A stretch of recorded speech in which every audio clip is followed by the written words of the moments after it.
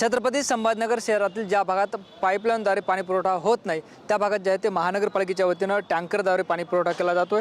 आपण या ठिकाणी बघतोय महानगरपालिकेच्या N5 जलकुंभावरून जे आहे ते दिवसभरात अनेक टँकर पाणी घेऊन जातात आणि नागरिकांना पाणी पुरवठा केला जातोय। मात्र सकाळी 9 वाजल्यापासून जे आहे ते या ठिकाणी 41च्या वर टँकर आपल्याला उभे असल्याचे पाहायला मिळतं। कारण बिरकींजवळ असलेल्या पारोळा जलसुंदी केंद्रावरून पाणी पुरवठा खंडित झाला आहे आणि त्याचं कारण ठरलं आहे विद्युत पुरवठा। खरं तर या जलशुद्धीकरण केंद्राला महावितरणच्या वतीनं स्वतंत्र विद्युत पुरवठा देण्यात येतो। मात्र त्या ठिकाणी फॉल्ट झाल्यामुळे सकाळपासून जे आहे ते विद्युत पुरवठा सुरळीत नाही, त्यामुळे जे आहे ते सकाळपासून हे सगळे टँकर पाणी घेण्यासाठी या ठिकाणी आले होते। मात्र पाणी मिळत नसल्यामुळे अशा पद्धतीने हे टँकर आपल्याला उभे असल्याचं चित्र पाहायला मिळतं आणि मिळालेल्या माहितीनुसार अजून जवळपास 3 तास विद्युत पुरवठा सुरळीत होणार नाही आज सुद्धा माहिती आपल्याकडे। आपण बघतोय तापमानाचा पारा वाढत आहे, उन्हाळ्याचे दिवस आहेत, असं असताना ही अडचण आल्यामुळे जे ते शहरातील अनेक भागात आता पाणी मिळत नाही। त्याचबरोबर जे नागरिकसुद्धा सकाळपासून पाण्याच्या प्रतीक्षेत असल्याचं चित्र आपल्याला पाहायला मिळतं आणि ज्या पद्धतीनं विद्युत पुरवठा खंडित झाल्यामुळं अशा पद्धतीनं N5 जलकुंभावर टँकरची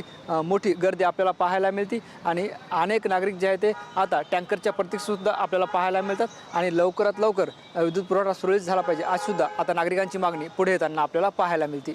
कॅमेरा पर्सन अमित आडेसह ज्ञानेश्वर लोंढे, TV9 मराठी, छत्रपती संभाजीनगर।